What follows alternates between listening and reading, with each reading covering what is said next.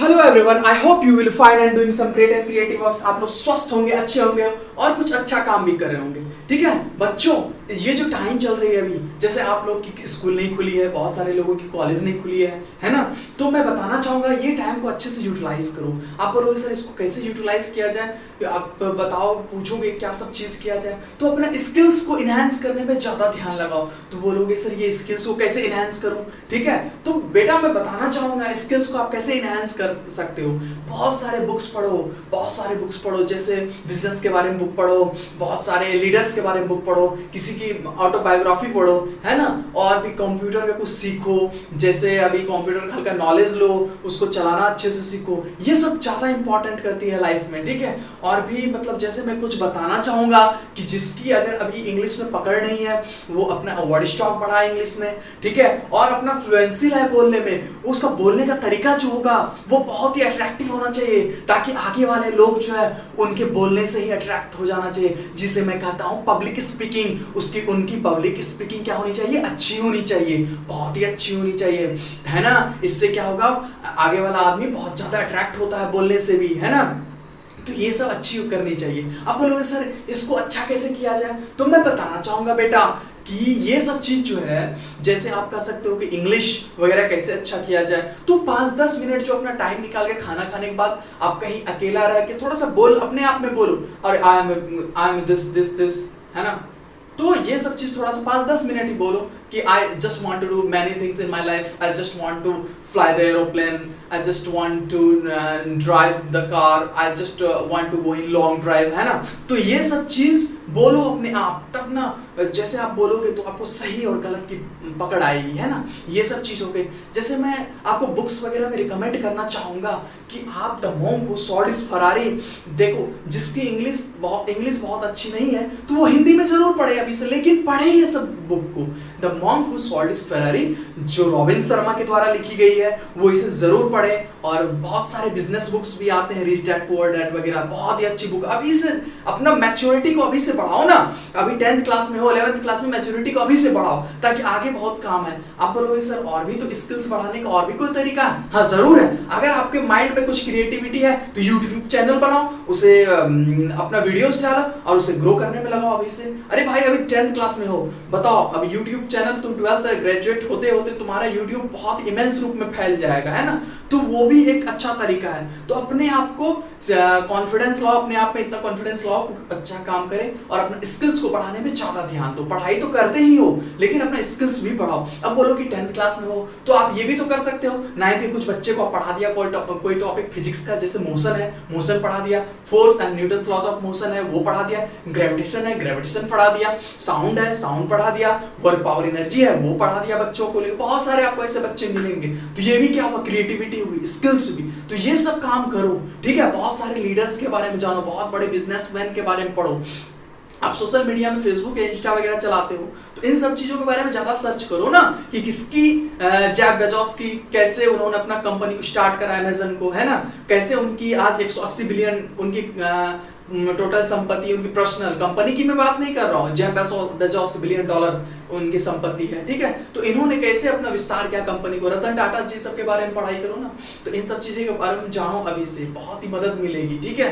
और कुछ नया सीखने के लिए इच्छुक रहो, ठीक है। आप तो जानते हो मेरा आज क्लास लेने का क्या मकसद है। मैं अभी जो 3-4 क्लास लूंगा वो न्यूमेरिकल्स बेस्ड ही क्लास लूंगा, क्योंकि आप जानते हो कि मेरा थ्योरी पोर्शन जो है रिफ्लेक्शन ऑफ लाइट में खत्म हो चुका है। अब जो मैं क्लास लूंगा वो न्यूमेरिकल्स क्लास लूंगा। आप जानते हो लाइफ में न्यूमेरिकल्स का स्ट्रॉन्ग होना बहुत ही ज्यादा इंपॉर्टेंस रखता है लाइफ में, है ना। न्यूमेरिकल्स पोर्शन से हम लोग को डरना नहीं है, बल्कि इसका अच्छे से फाइट करना है, इसको करेजली लेना है, ठीक है। तो इसीलिए डरने की कोई जरूरत नहीं है। मैं आपको इस तरीके से न्यूमेरिकल्स भी बताऊंगा कि आप रिफ्लेक्शन ऑफ लाइट के सारे न्यूमेरिकल्स आप बना लोगे, गारंटी एश्योर्ड, ठीक है। मैं आपको पक्का गारंटी देता हूं, सारे न्यूमेरिकल्स आप बना लोगे कोई सा भी बुक से 10th लेवल का, है ना। तो मैं इस तरह से भी न्यूमेरिकल्स भी कराऊंगा। तो मेरा कहने का मतलब ये है कि लाइफ को आप विस्तार से जियो, बहुत वैरायटीज अपने लाइफ के अंदर अभी लाओ। क्यों? अभी आपके पास समय है, अभी आपके पास समय है, ठीक है। इसीलिए अपना लाइफ को पूरा ब्रॉड बड़ा करो एकदम, है ना। तो चलो पहला न्यूमेरिकल्स मैं लिखता हूं, उसके बाद ये सब बातें तो होती ही रहेंगी,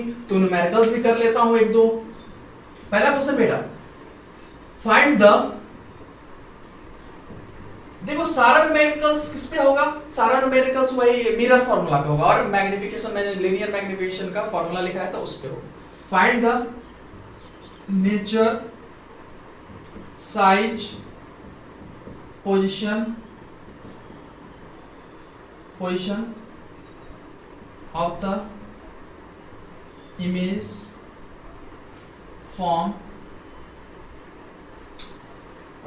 form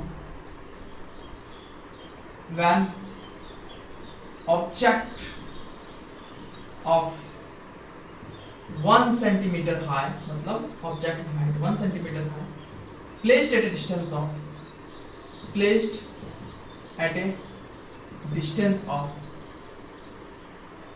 15 सेंटीमीटर फ्रॉम ए, कौन सी मिरर बेटा मैं ले रहा हूं, concave mirror, concave C1CAV concave mirror of focal length, अब फोकल लेंथ भी देना जरूरी है, focal length, concave mirror of focal length 10 centimetre.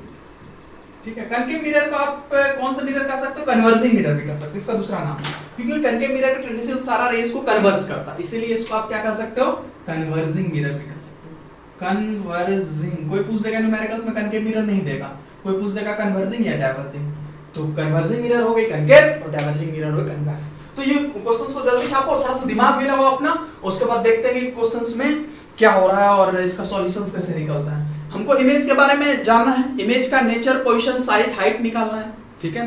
पहले तो इमेज निकालेंगे, है ना, उसके बाद उसका हाइट वगैरह भी देखेंगे, ठीक है, उसके बाद फिर उसका पोजीशन भी देखेंगे, फिर आगे देखते हैं। तो यहाँ तक जल्दी छाप लो, उसके बाद मैं आपको बताता हूँ। देखो बेटा, पहले क्वेश्चन बनाने का तरीका, एक स्टार्टिंग करने के लिए एक सबसे अच्छा तरीका क्या है, देखो स्टार्टिंग करने के लिए जो भी चीज आपको क्वेश्चंस में दी हुई है उसको आप पहले लिखो, जो भी चीज क्वेश्चंस में दी हुई है उसको आप पहले लिखो। तो मुझे क्या दी हुई है बेटा, ये हाइट ऑफ ऑब्जेक्ट दी हुई है, तो मैं जानता हूं हाइट ऑफ ऑब्जेक्ट को मैं किससे डिनोट करता हूं, HO से, 1 सेंटीमीटर। वेरी गुड, इसको लिख लो, गिवन है, ठीक है। और ये प्लेस्ड एट डिस्टेंस, मतलब ऑब्जेक्ट प्लेस्ड है 15 सेंटीमीटर कनकेव मिरर के आगे, तो मतलब ऑब्जेक्ट को हम किससे डिनोट करते हैं, ऑब्जेक्ट डिस्टेंस को हम बेटा किससे डिनोट करते हैं, u से, स्मॉल u से, तो ये भी है 15 सेंटीमीटर, ठीक है बेटा। अब देखो फोकल लेंथ भी दी बेटा, वेरी गुड, फोकल लेंथ भी दी हुई है 10 सेंटीमीटर बेटा। अब हम लोगों ने लिख लिया इतना, मतलब कहने का बात ये है कि अगर ये कनकेव मिरर है बेटा, कौन सी मिरर है, कनकेव मिरर होगा, ये सेंटर पॉइंट इसके अपर्चर की पोल होगी और ये प्रिंसिपल एक्सिस होगी, तो कहने का मतलब है ऑब्जेक्ट की हाइट कितनी है, 1 सेंटीमीटर है बेटा, ठीक है। और ये प्लेस जो है, यहाँ पे फोकस होगी, फोकल लेंथ 10, और ये प्लेस जो है 15 सेंटीमीटर, मतलब 15 सेंटीमीटर आगे यहाँ पे प्लेस्ड, ठीक है, यहाँ पोल से यहाँ तक की दूरी 15 सेंटीमीटर, और फोकल लेंथ कितनी दी हुई है, 10 सेंटीमीटर। तो अब इमेज मुझे फाइंड करना है, इमेज फाइंड करना, देखते हैं इमेज कहाँ फाइंड करना, ठीक है ना, कहाँ फाइंड होगी, है ना। तो अब जो देखो F और U दिया हुआ, तो मुझे इमेज निकालने के लिए, इमेज डिस्टेंस निकालने के लिए V, तो मिरर फॉर्मूला लगा सकते हैं, 1/f = 1/v + 1/u। Very good, तो लगाते हैं। देखो, क्योंकि मुझे तो इमेज का ही सब कुछ फाइंड करना है ना, इमेज का साइज भी फाइंड करना है, इमेज का पोजीशन भी फाइंड करना है, इमेज का नेचर भी फाइंड करना है। तो अगर इमेज डिस्टेंस मुझे फाइंड हो जाए, मतलब इमेज का पोजीशन अगर फाइंड हो जाए v, तो उसका नेचर भी फाइंड हो जाएगी और उसकी साइज भी फाइंड हो जाएगी। होगी कि नहीं होगी, होगी मेरे बच्चों, होगी। तो अब लगाते हैं हम लोग mirror formula, 1/f = 1/v + 1/u। बेटा जल्दी जल्दी, है ना।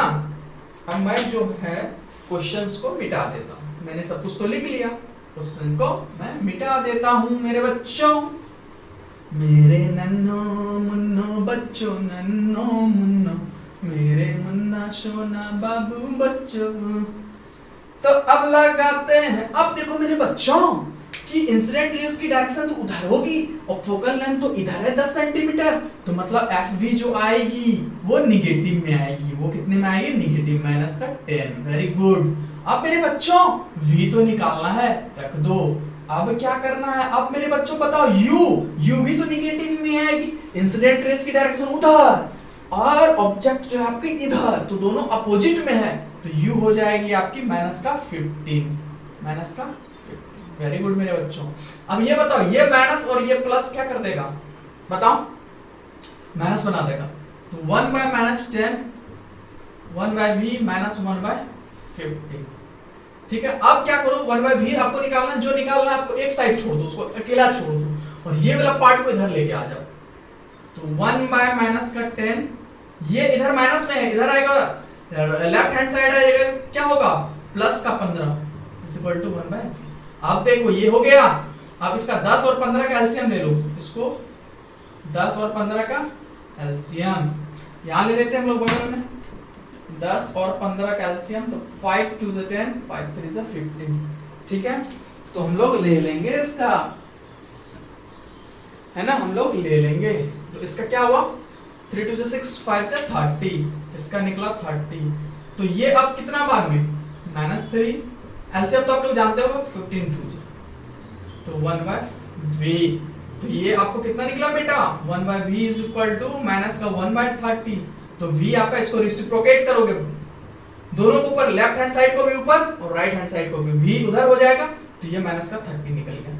वेरी गुड, आपको इमेज डिस्टेंस देखो बेटा निकल गया फटाफट, इमेज डिस्टेंस निकलेगा। कोई भी डाउट हो तो आप पूछ सकते हो। ठीक है, इमेज डिस्टेंस निकला, v is equal to minus का 30। अब इसका देखो पोजीशन तो निकल गई, अब इसका नेचर भी निकालेंगे और हाइट ऑफ इमेज भी देखेंगे। तो नेचर बताओ, नेचर अब क्या, इससे ही पता लग जाएगा। नेचर इसका देखो, अगर यहाँ पे साइन पॉजिटिव में होता प्लस का 30, तो हम लोग जानते हैं कि मिरर के पीछे बना तो उसमें वर्चुअल इरेक्ट होता, वेरी गुड। लेकिन इसमें साइन देखो इमेज की कैसी है, माइनस में है, तो मतलब वो मिरर के आगे बना तो रियल इन्वर्टेड होगा। तो इसकी नेचर जो होगी, तो यहाँ पे लिख दो। अब नेचर जो होगी वो रियल इन्वर्टेड। देखो नेचर के बारे में तो यही कहता है कि वो रियल इन्वर्टेड है या वर्चुअल इरेक्टेड। तो हम लोग साइन से मालूम कर लेंगे, ये साइन नेगेटिव है तो रियल इन्वर्टेड। ठीक है, अब देखो हमको क्या निकालना है बेटा, हमको निकालना है हाइट ऑफ इमेज। तो एक फॉर्मूला मैंने आपको बताया था, मैग्निफिकेशन की फॉर्मूला होती थी माइनस का v बाई u, और एक मैग्निफिकेशन की दो फॉर्मूला होती थी, height of image by height of object. जब दोनों को हम लोग कंबाइन करते थे तो माइनस v बाई u हो जाती थी height of image by height of object होती थी। दोनों कंबाइन कर दो, इक्वेशन 1 इक्वेशन 2। अब बताओ रमेश श्याम के बराबर, और रमेश ये एम दोनों सेम है, रमेश घनश्याम के बराबर, तो श्याम घनश्याम बराबर, तो यही बात है श्याम घनश्याम बराबर। तो देखो अब बताओ बेटा, माइनस तो लगाओ, अब v कितना निकली, माइनस का 30। वेरी गुड बेटा, पुट कर दो इसको, साइन के साथ पुट करना बेटा, कोई दिक्कत वाली बात नहीं। u कितना है, u 15 है, लेकिन मिरर के आगे बना तो माइनस का 15। u और f तो कनकेव मिरर में माइनस के साथ लेंगे। अब हाइट ऑफ इमेज मुझे निकालना है बेटा, hi, और हाइट ऑफ ऑब्जेक्ट आपको दी हुई देखो 1 सेंटीमीटर डाल दो। अब देखो बेटा, ये माइनस माइनस ऊपर में क्या हो जाएगी, प्लस 30 और ये माइनस का 15, और ये हाइट ऑफ इमेज 1 करोगे तो वो तो खत्म हो जाएगा इसे। तो ये आपकी निकल गई माइनस का 2 सेंटीमीटर हाइट ऑफ इमेज। अब बताओ बेटा, माइनस का 2 का नहीं मतलब क्या हुआ, इन्वर्टेड, वो प्रिंसिपल एक्सिस के नीचे फॉर्म, रियल फॉर्म हुई, रियल इन्वर्टेड नेचर हुआ। तो मतलब ये बता रहा है कि इमेज जो फॉर्म हुई 2 सेंटीमीटर प्रिंसिपल एक्सिस के नीचे, प्रिंसिपल एक्सिस के नीचे। अगर यहाँ पे पॉजिटिव साइन आता तो हम लोग कहते हैं प्रिंसिपल एक्सिस के ऊपर, लेकिन यहाँ पे तो नेगेटिव साइन है, और नेचर तो मुझे पहले ही मालूम चल गया रियल इन्वर्टेड, तो इन्वर्टेड तो नीचे तो आएगा ही प्रिंसिपल एक्सिस के। और ये माइनस का 2 सेंटीमीटर बता रहा है कि ऑब्जेक्ट जो लाई कर रहा है वो प्रिंसिपल एक्सिस से उसकी हाइट 2 सेंटीमीटर, समझ रहे, नीचे की तरफ है, डाउनवर्ड। अपवर्ड रहता तो पॉजिटिव में प्रिंसिपल एक्सिस के, अगर प्रिंसिपल एक्सिस के नीचे डाउनवर्ड रहेगा तो नेगेटिव। तो ये यहाँ पे किस्सा खत्म हो गई, नेचर भी मिल गई, ये हाइट भी इमेज मिल गई, और ये आपकी इमेज की पोजीशन भी मिल गई। तो क्वेश्चन में आप बताओ, आप अभी बताओ, खुद से बताओगे आप कि क्वेश्चन में बताओगे कोई तरह का कोई सा भी प्रॉब्लम है, जरा सा भी प्रॉब्लम, जरा सा भी प्रॉब्लम नहीं है बेटा, जरा सा भी नहीं, एक जरा सा भी नहीं।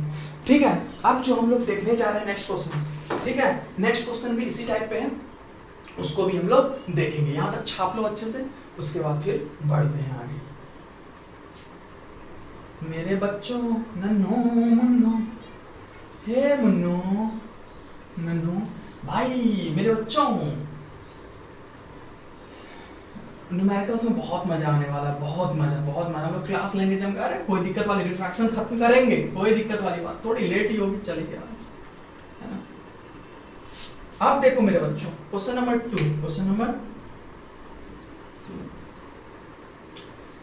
2 है an object of height 2 centimeter placed at a distance of 16 centimeter from a concave mirror बोल दे या converging mirror बोल दे, from a concave mirror या स्लैश देके कन्वर्जिंग मिरर, उसको वही नाम दे सकते। कनकेव मिरर के ही नाम है कन्वर्जिंग, क्योंकि सारा रेस को क्या करता है, एक जगह पे कन्वर्ज करता है, इकट्ठा करता है। Converging mirror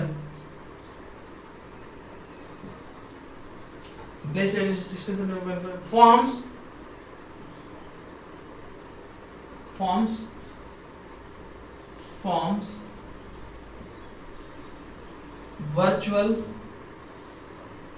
virtual erect image, form real inverted, forms real inverted कर देते, real inverted image of height, form real inverted image of height 3 centimetre. Image की हाइट क्या होगी 3 सेंटीमीटर। इमेज की हाइट क्या होगी बेटा 3 सेंटीमीटर। तो ये वाला क्वेश्चंस देखो, उसके बाद हम लोग फिर आगे बढ़ते हैं इसका सॉल्यूशन। सबसे पहला तरीका है क्वेश्चंस बनाने का, सबसे पहला तरीका ये है कि जो चीज आपको दी हुई है, उसको आप लोग गिवन है उसको पहले लिखो, नीचे पे लिखो, फिर उसका हो सके तो डायग्राम बनाओ, नहीं तो अगर समझ में आ रहा है वैसे तो कोई बात नहीं, आगे बढ़ो। उसके बाद फिर फॉर्मूला लगाओ, मिरर फॉर्मूला देखो। अगर height of image, height of object की बात आती है तो वहां पे मैग्निफिकेशन की फॉर्मूला भी लगेगी, तो इतना लिखो। उसके बाद फिर हम लोग देखते हैं।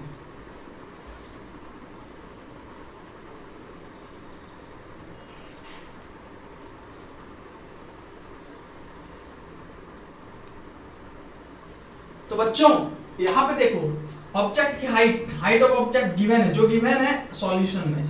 ऑब्जेक्ट की हाइट बेटा, हाइट ऑफ ऑब्जेक्ट कितनी है 2 सेंटीमीटर, वेरी गुड, लिखो। और ऑब्जेक्ट की डिस्टेंस भी कितनी है u, देखो placed at A distance of 16 centimetre, 16 centimetre बेटा।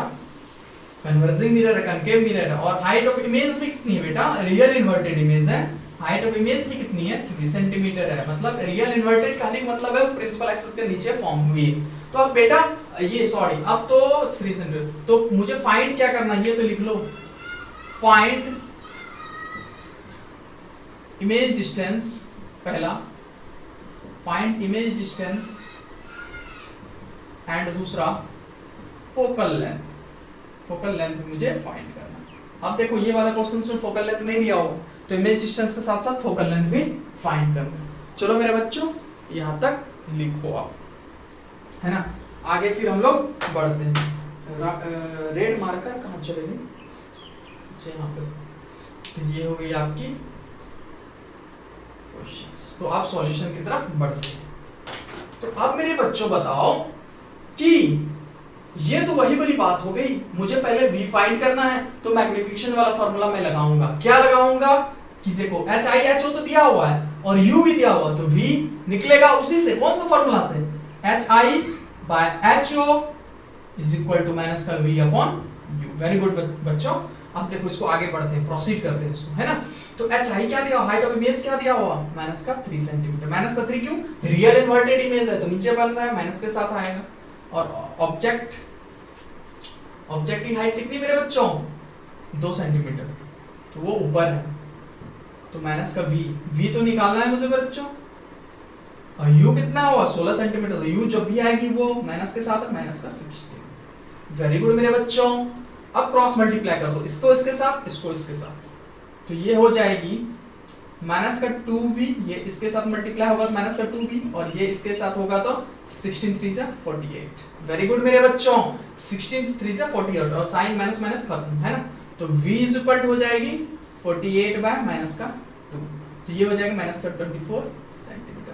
तो इससे मुझे ये मालूम चली कि v क्या बताती है, इमेज डिस्टेंस। इमेज डिस्टेंस बोलो, पोजीशन बोलो, इमेज डिस्टेंस जो है वो उसकी 24 सेंटीमीटर निकली। और मुझे माइनस क्या बताती है, माइनस जो बताती है वो इमेज जो है ये कनकेव मिरर है। माइनस मुझे ये बताती है कि ये मिरर का पीछे वाला साइड, ये मिरर का आगे वाला साइड, मतलब इमेज कहीं यहाँ पे फॉर्म हुआ होगा, ठीक है, वो रियल इन्वर्टेड प्रिंसिपल एक्सिस के नीचे। और माइनस ये बताती है मिरर के पीछे नहीं, ये मिरर के आगे, मिरर के आगे वाला पोर्शन, ये आगे ये पीछे, जहां पे पेंट किया हुआ जहां से वो पीछे हो गया और रिफ्लेक्टिंग सरफेस के आगे हो गया, ठीक है। तो माइनस मुझे ये बताती है कि वो मिरर के आगे फॉर्म हुई, अगर प्लस में आती तो वो मिरर के पीछे फॉर्म हुई, ठीक है। यहाँ तक कोई दिक्कत वाली बात नहीं है। अब हम लोग क्या, इमेज डिस्टेंस तो निकाल लिया हम लोगों ने, अब फोकल लेंथ भी निकालेंगे। क्या निकालेंगे, फोकल लेंथ। अब कोई बात नहीं मेरे बच्चों, ये क्या करता हूं मैं आपके लिए होमवर्क छोड़ता हूं, होमवर्क छोड़ दूं। फोकल लेंथ कैसे निकालोगे, मिरर फॉर्मूला लगाओगे, 1/v + 1/u = 1/f, 1/v + 1/u = 1/f। तो मैं निकाल के दे ही देता हूं।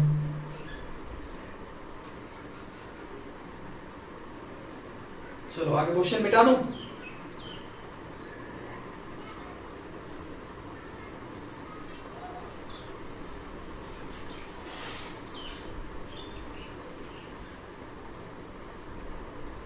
क्वेश्चन में मिटा देता हूं। तो आप मिरर फॉर्मूला लगाते हैं, 1/f = 1/v + 1/u। मुझे क्या फाइंड करना है, f फाइंड करना है। वेरी गुड मेरे बच्चों, v कितना निकला बच्चों, -24। u कैसे होगा बेटा, u है 16, तो माइनस के साथ होगा 16, तो ये हो गया 1/f बराबर हो गया बेटा 1/-24, और ये माइनस माइनस, ये माइनस प्लस क्या करता है, माइनस। अब क्या करोगे, 24 और 16 का एलसीएम लोगे, 2 12 2 8 2 6 2 4 2 3 2 2 3 2 6 2 12 24 12 48। 1/f = ये यहां से लाइन बाउंड्री दे दो ताकि आपको समझने में मदद मिले, है ना। अब मेरे बच्चों क्या करोगे, ये हो गई आपको 48, अब ये माइनस का 24 -2, और ये 16 3 माइनस का, तो अब आगे लिखोगे 1/f = माइनस का 5/48। वेरी गुड, तो f बराबर रेसिप्रोकल कर दो, LHS RHS को दोनों को उल्टा दो, तो ये हो जाएगा, बताओ बेटा, माइनस का 48/5, माइनस का 48/5, तो ये निकलेगा अप्रॉक्स आपको 5 9 जा माइनस का 9.6 माइनस का 9.6। तो ये सॉल्यूशन देखो। अब माइनस क्या बताती है, फोकल लेंथ कनकेव मिरर के आगे, कनकेव मिरर का फोकल लेंथ तो आगे होता है, ठीक है, रियल फोकस होता है, तो फोकल लेंथ तो माइनस में तो आएगा। कनकेव मिरर का फोकल लेंथ क्या होगा, माइनस में आएगा, फोकल लेंथ की डिस्टेंस माइनस में आएगी। तो मेरे बच्चों आज के लिए इतना ही, बाद बाकी नेक्स्ट क्लास में अगर कोई सा भी डाउट आपको आया हो तो आप कमेंट बॉक्स में आप जरूर लिखना और मुझसे बेहिचक पूछना, है ना। तो न्यूमेरिकल्स क्लास अभी देखेंगे, न्यूमेरिकल्स बहुत सारे बनाएंगे, उसके बाद फिर आगे भी बढ़ते रहेंगे। Thank you.